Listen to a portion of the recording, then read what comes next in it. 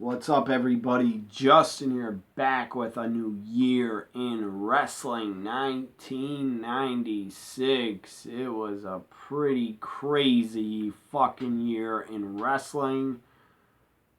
Pretty historic year. The start of the NWO. The start of just shocking. Nobody thought it would happen. Hollywood Hulk Hogan debuted. The old red and yellow Hulk Hogan.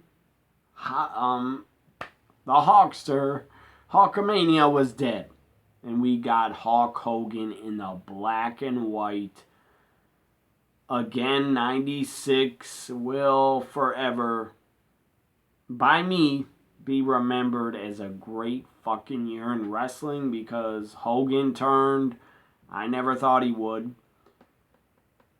And a lot of great things happened. ECW did a ton of monthly super shows, a ton of them. Or just about every month, ECW did a big show, either from Philly or New York.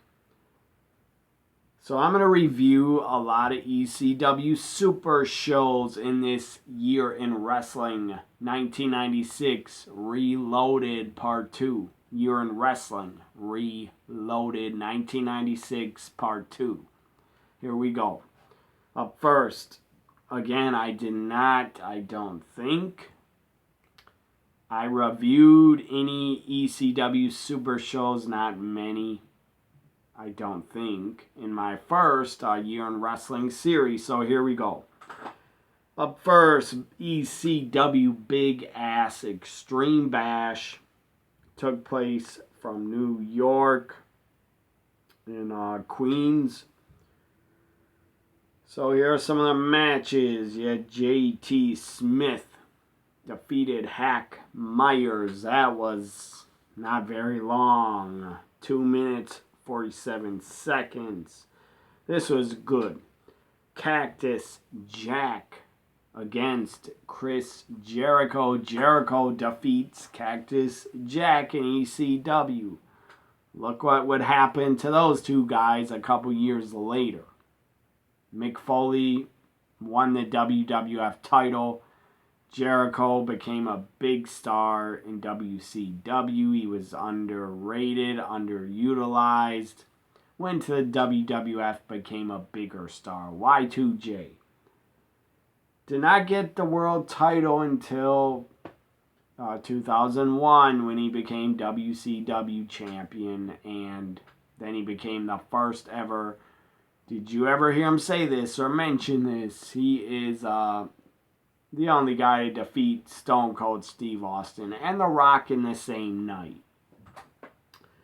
So Jericho defeats Cactus Jack.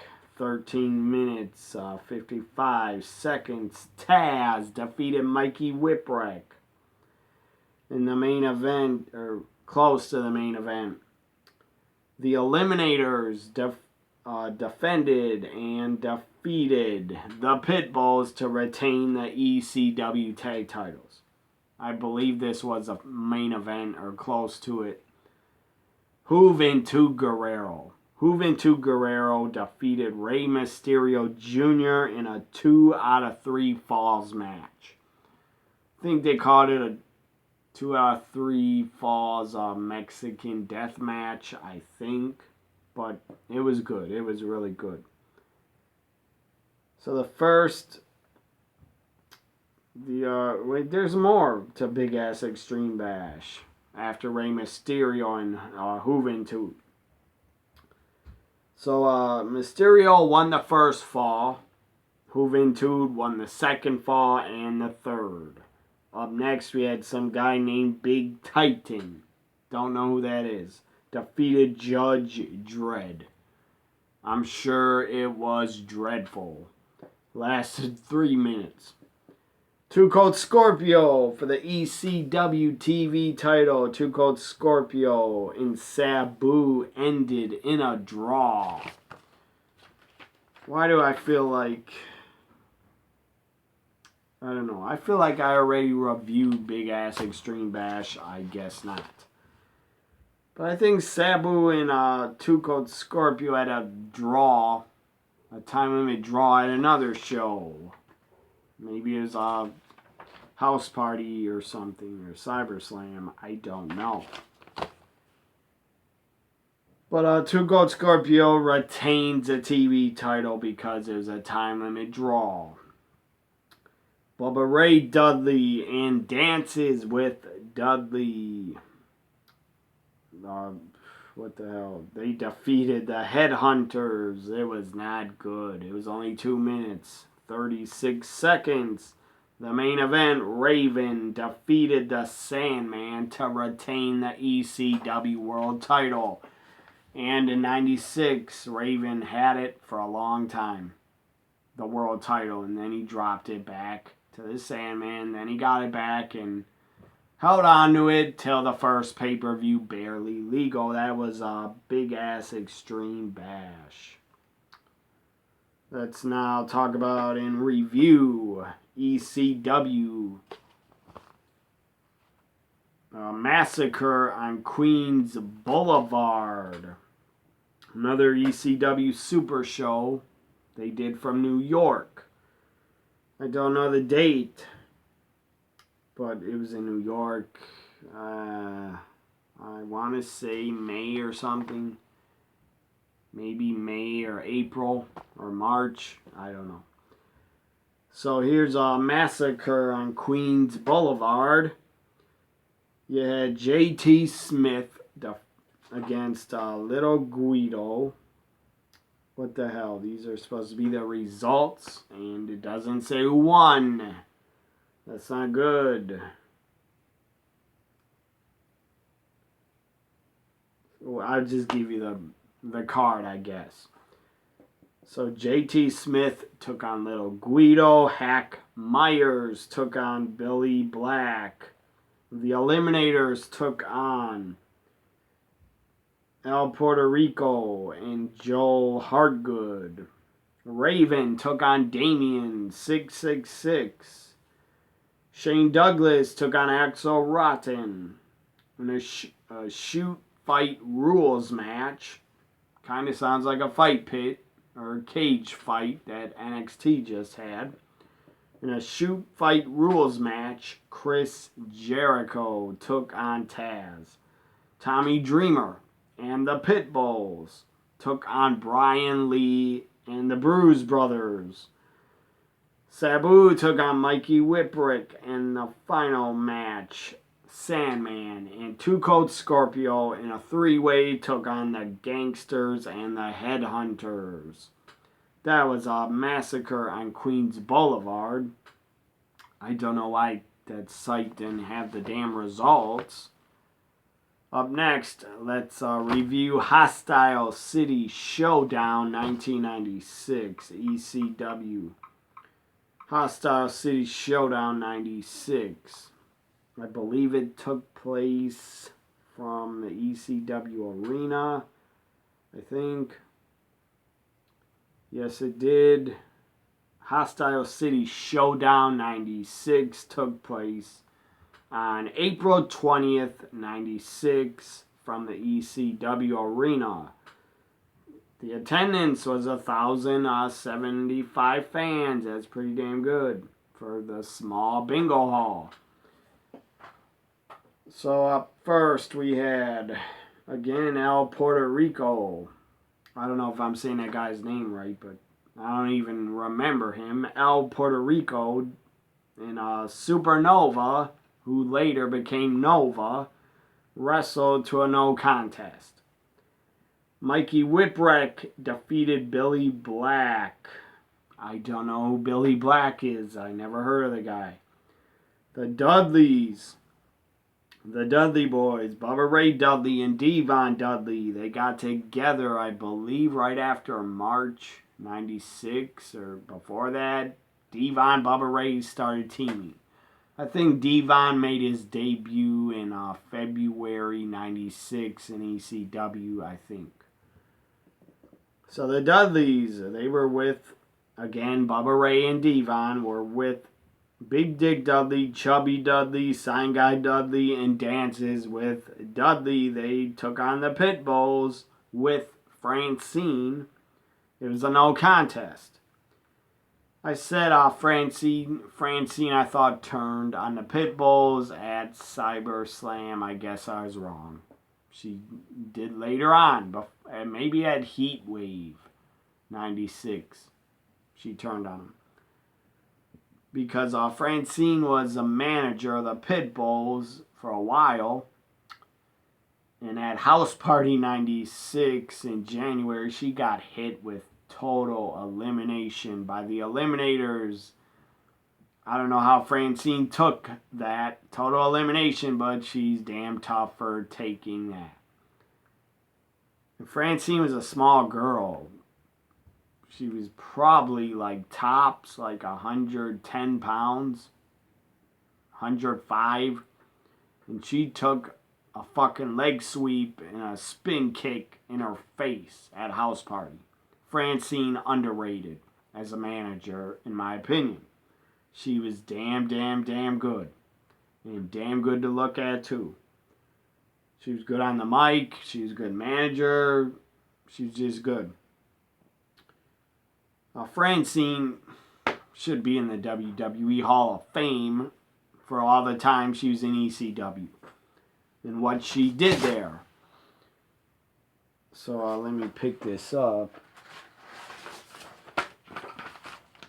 So back to Hostile City Showdown 96. This part 2 of Year in Wrestling Reloaded 96 is going to be exclusively talking about ECW and reviewing ECW super shows. I wasn't aware of ECW in 96. I heard of them. I heard the name, and I was aware of them a little bit from Pro Wrestling Illustrated. Had a lot of pictures about ECW, and they covered them. So that's the only way I knew about ECW is from Pro Wrestling Illustrated magazine. But I still didn't get to see a ECW show until 1998, May 98. First ever pay-per-view I saw, WrestlePalooza. And I was fucking hooked. So back to Hostile City Showdown. The Dudleys, as I said. And the Pitbulls wrestled to a no contest. Francine was still with the Pitbulls and did not turn on them yet, but she would. And then Gary Wolf, one of the Pitbulls, and Shane Douglas had a really hot feud. It felt fucking real because it was Shane Douglas accidentally broke Pitbull Gary Wolf's neck. And then he came back with a halo on his head, and Shane Douglas shook it. That was serious, major fucking heat Shane Douglas had as a heel in 96. He was fucking on fire. So up next we had Taz with Bill Alfonso still before he went with Sabu. Oh man, Bill Alfonso is annoying when he would talk on the mic. And blowing his whistle, that was so annoying. Taz with Bill Alfonso defeated Devin Storm by countout.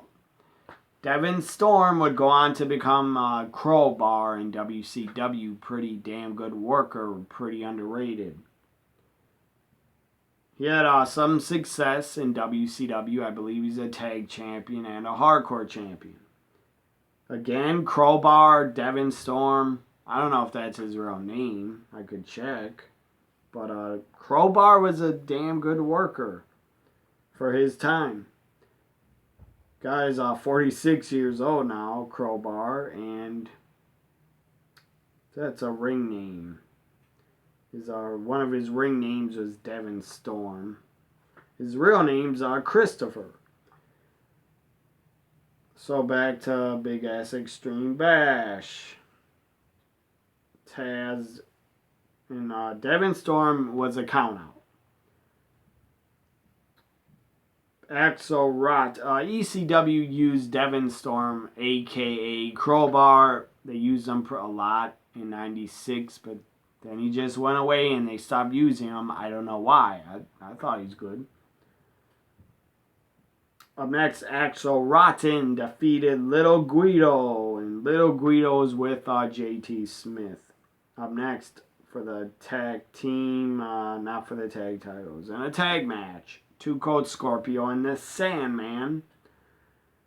That was an odd team, but it worked. You got a high flyer, fucking innovative Two Cold Scorpio, the first ever guy I saw do a 450. Two Cold Scorpio, a high flyer, teaming up with a cigarette smoking, Singapore cane swinging drunk in the Sandman. But it worked, and they were with Missy Hyatt. She did not appear much in 96, only a little bit for ECW. Up next, we had, again, Too Cold, and the Sandman defeated the Bruise Brothers, who would go on to become DOA and then the Harris Brothers. Before that, they were, what the hell was their name in WWF? In 95, they were Eli and Jacob Blue. They looked like fucking mountain men that never showered. Up next, we had Brian Lee defeat Tommy Dreamer. They feuded a lot in 96. Prime time Brian Lee. At one point, he was a fake Undertaker in 94. He was the Undertaker that wore gray in the SummerSlam 94 match against the real Undertaker, Mark Calloway. Brian Lee went to ECW, did pretty well as a heel, as a monster heel. Did a hell of a chokeslam, and he chokeslammed Tommy Dreamer off of a ton of balconies. Chokeslammed him all over the ECW arena off of high stuff through a lot of tables. At one point, Tommy Dreamer got chokeslammed through like 4 tables in the ECW arena in 96. When I saw that highlight, I think in 99 or 96, when I saw it, or 98, when I saw it, ECW would always show highlights at the beginning of their shows, and Tommy Dreamer chokeslammed through all those damn tables. I don't know how the fuck he survived. He did break his back and his neck, but he's still around. That's awesome. I'm glad he's still healthy enough to wrestle. Because Tommy Dreamer, that guy's a hardcore legend. And he is a Hall of Famer for what he did in ECW. And Tommy Dreamer was a ride or die with ECW. He stayed there till the fucking end. The final ECW show was a live event, I think in Canada, or maybe I'm wrong. A live event somewhere. Tommy Dreamer was actually there, running the final ECW show. He was there. Paul Heyman was gone. Paul basically ran out on the talent to go to WWF. So Tommy Dreamer, almost, I think he did mean more to ECW than Paul Heyman. He was there in October 94, or September, whatever it was, 93. Tommy Dreamer was there before they were Extreme, and he was there until the final ECW show. He was there. Basically, probably in the year 2000, in 2001, Tommy was probably booking a lot of the ECW shows because Paul Heyman wasn't appearing at them much. Or he wasn't showing up. So truly, Tommy Dreamer was the heart and soul of ECW, and the guy's a Hall of Famer for that. So, Brian Lee defeated Tommy Dreamer. As I said, they feuded most of 96. It was a lot of hardcore matches. It was fucking awesome, but Tommy Dreamer took a lot of punishment. He took a ton of choke slams, threw a ton of fucking tables in 96. Took a choke slam off a cage and landed on the concrete, smacked the back of his head. And I actually sent a gif out once of that gif of Dreamer getting choke slammed off a cage, smacking the back of his head. Tommy Dreamer actually replied and said, "Oh yeah, that night I got a concussion." That's what he said about it. When I sent that tweet out, he replied, said, "I got a concussion there." And I don't doubt it, because he smacked his head on the concrete after he went through all those tables. So, next it's Sabu defeat Rob Van Dam. That was really good at Hostile City Showdown. The main event, Raven defending the ECW World title. Raven defending with Stevie Richards and the Blue Mini with Raven defending against Shane Douglas. Shane Douglas was with Kimona, Wanalea. She went with Shane and left Raven. And then she left Shane and went with Beulah and kissed Beulah in the first ever wrestling lesbian kiss on TV in a wrestling company. I mean, I believe so. I haven't seen any other companies do that before. So I believe ECW did the first ever lesbian kiss and storyline. So they were ahead of their fucking time. You gotta give them credit for that. Paul Heyman and ECW and their storylines were ahead of its time. And they were cutting edge. So up next, let's review Hostile City Showdown. Pretty damn good show. Up next, let's review ECW Extreme Warfare Volume 1. When I would watch ECW, they would run a ton of commercials to buy the videotape Extreme Warfare Volume 1. A ton of those commercials I saw. So here we go. Extreme Warfare. Let me type this in here. I haven't watched the show in a couple years, but I'll give you the results. If I can find the results. People got websites to buy the video or DVD, Extreme Warfare. Why can't I find the damn results?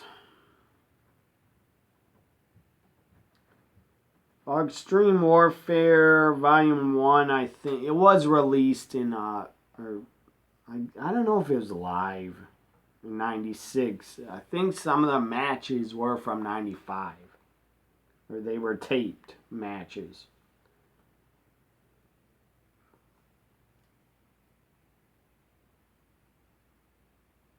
So let's see here if these are the same matches as I got down here. What's wrong with the stupid internet? I don't know.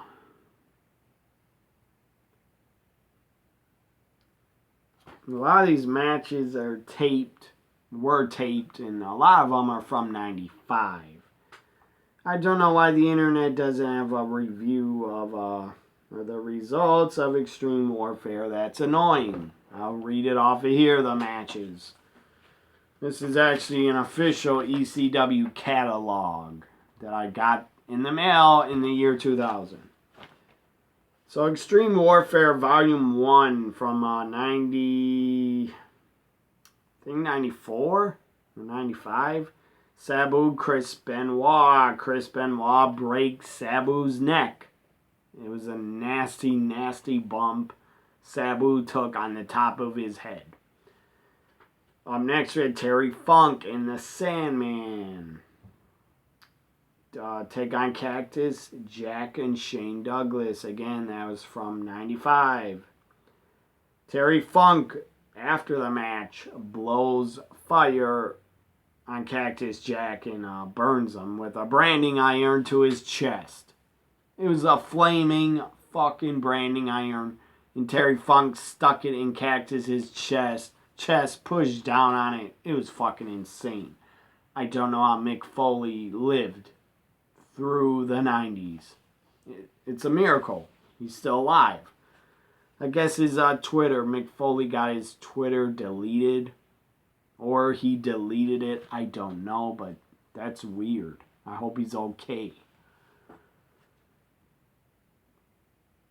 Some fan, I think last week, tried to like bait Mick Foley or troll him, bait him, claiming Mick Foley messaged them, sent him a DM on Twitter and told him to like go to hell or something or shut up. I don't remember. I don't really care. Mick Foley has a right to tell off any fan if they act rude with them or attack them. But I don't know. The fan claim they did nothing, but they want to tweet out a picture of what Mick Foley messaged them. I don't know why. The person thought, I'm going to ruin Mick Foley's career. No, you're not. Not from that. Not from him telling you to be quiet or shut up or call you an idiot or something. A lot of fans probably deserve to be called idiots and stupid for the shit they send wrestlers on social media. I'm sure a lot of it is just attacks nonstop. So more Extreme Warfare Volume 1. We had the Public Enemy take on the Gangsters from Florida. The Steiner Brothers take on, this was, I believe, the Steiners' debut in ECW in 95. The Steiner Brothers take on the Vampire Warrior, Gangrel, or future Gangrel, and Dudley. And it says in the Steiners' debut, in a bloody barbed wire match from Florida, Cactus Jack takes on the Sandman, unedited, never before seen. Also, a never-before-seen cat fight. Stevie Richards is a referee between Beulah and Francine in a cat fight. That was it from 95 also. And I thought, again, Francine was great as a manager. And I thought she looked damn good. And Beulah also was a damn good-looking woman. So now let's talk about A Matter of Respect. Let's review A Matter of Respect, and then I'm going to be done. And I'll do a part 3 maybe Sunday, maybe tomorrow. It's almost Sunday anyways. What's this show? A Matter of Respect. They better have a goddamn review. Yes, they do. You got a review of this, but not some other ECW shows. You got the results. At A Matter of Respect 1996 took place May 11th, 96. From the ECW Arena right after this show was Hardcore Heaven 96. Funny, I'll tell that story on part 3 of Year in Wrestling Reloaded 96. I got a funny story to tell you about. Taz took on, at Hardcore Heaven, Taz took on the UFC fighter Paul Varlins. Taz took on the Ultimate Fighter Paul Varlins in a shoot fight. And I'll tell you a funny story about that and how it was agreed upon that Paul Varlins would put over Taz. Because I don't think he wanted to. I got a funny story to tell you in part 3. So, Matter of Respect. Up first we had Taz defeating some guy named Beef Wellington by submission. Damien, I think 666, defeated El Puerto Rico in a no contest. Up next, a tag match. Damien Kane I think I remember that guy, what he looked like, Damian Kane, and looked like a biker with a giant beard. Damian Kane and Devon Storm with Lady Alexander. I don't remember who she was, but maybe if I saw a video of her, I would.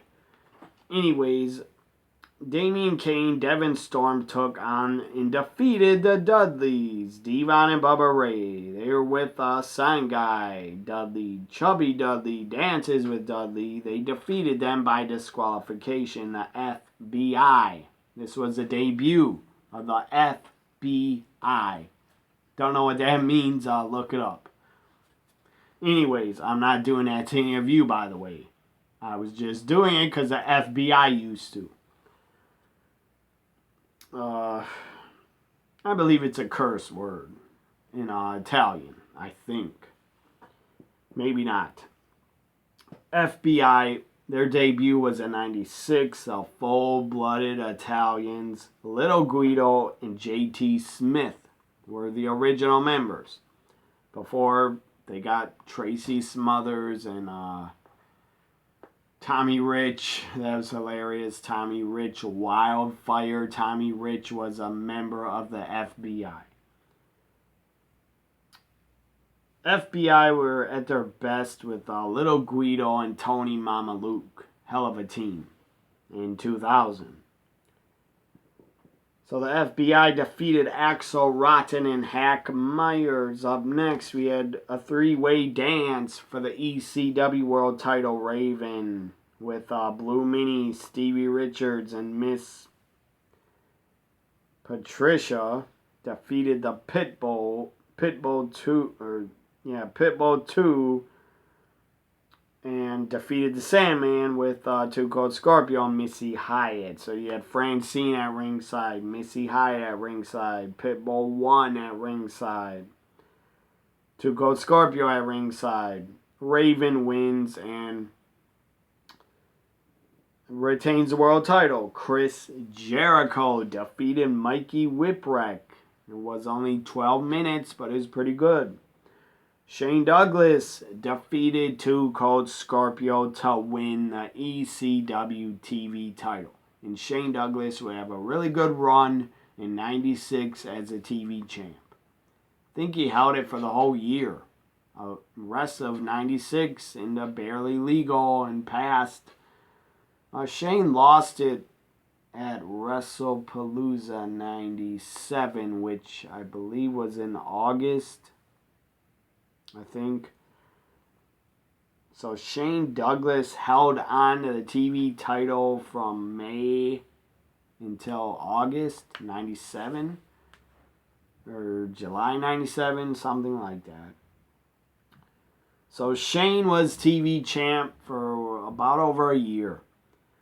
Up next, we had Rob Van Dam defeat Sabu. They feuded a little bit in '96, and then at the end of the year, they would be a team. But Rob Van Dam defeated Sabu. It was pretty good. Main event, or final match, was Tommy Dreamer and the Gangsters against and defeating Brian Lee and the Eliminators. I'm sure it was a brawl and a hardcore war. And I bet New Jack did a dive. So that was ECW, A Matter of Respect, '96. Now I'm going to talk about some of my I'm not going to talk long about it, but some of my favorite pay-per-views from 1996. There were some really good ones. And then there were some that in your houses that I didn't care for, but I'm going to talk about King of the Ring, '96. It was great. It was awesome. I was there live. I still have the ticket stub. It's really faded, but I still have it. And I think the ticket was only it said $15 on it, I think, or 12 for a pay-per-view ticket. And I had pretty good seats. I was right above the floor, so I had pretty good seats. For 15 to 12 bucks. Maybe it was $19. I'm not sure, but it was cheap for '96. Or for now, it was cheap. King of the Ring 96 was a great event. I'm just so happy I was there live. I still have all those memories, and I remember the show well. It was awesome. I marked out when Ahmed Johnson won that IC title because I was an Ahmed Johnson fan at the time. Thank God he wasn't Big T in 96 because that was embarrassing and sad to watch. Also, I marked out for Ultimate Warrior appearing at King of the Ring 96. I really marked out when Shawn Michaels came out against a British Bulldog because in 96, HBK was my favorite wrestler. Mankind, Undertaker, that was awesome. That was great. Stone Cold Steve Austin winning the King of the Ring. Fucking epic. His promo was fucking epic. It will go down in wrestling history. I don't know the whole promo by heart. Well, I should look it up here.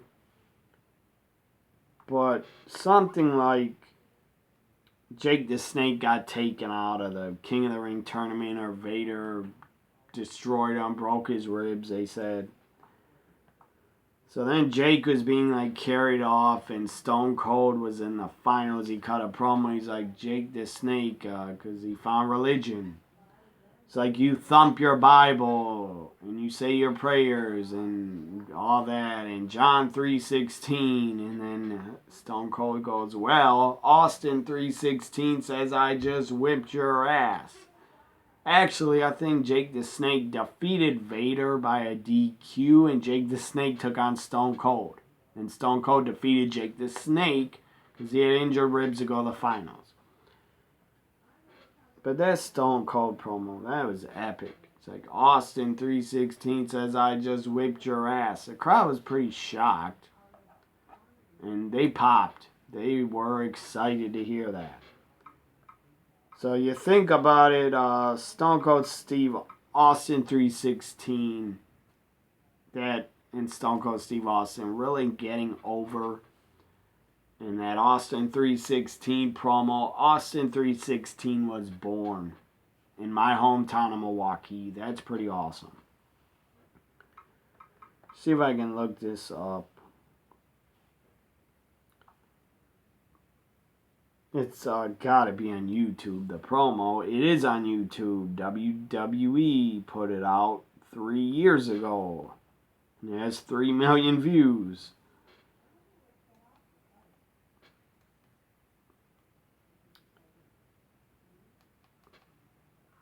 So I don't want... A stupid ad is playing right now. Oh my God, hurry up.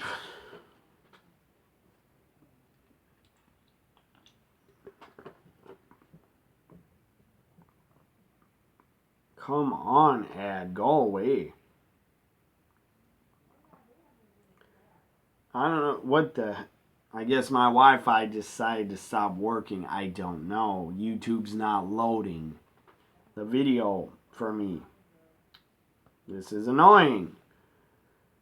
But whatever. The promo is really good. Really damn good. If I play it, maybe I'll get copyrighted anyways. I don't know. But it won't fucking even load. So I'm fucked. Oh well. You guys can look it up yourselves. The Stone Cold Steve Austin King of the Ring 96 promo or speech. Look it up, watch on the network if you have it, or watch it on YouTube for free. It's really, really good. It's a really damn good promo. And Austin 3:16 was born. This ends my year in Wrestling Reloaded 1996. Part 2. I'll be back with a part 3, possibly Sunday night. I don't know. Bye for now.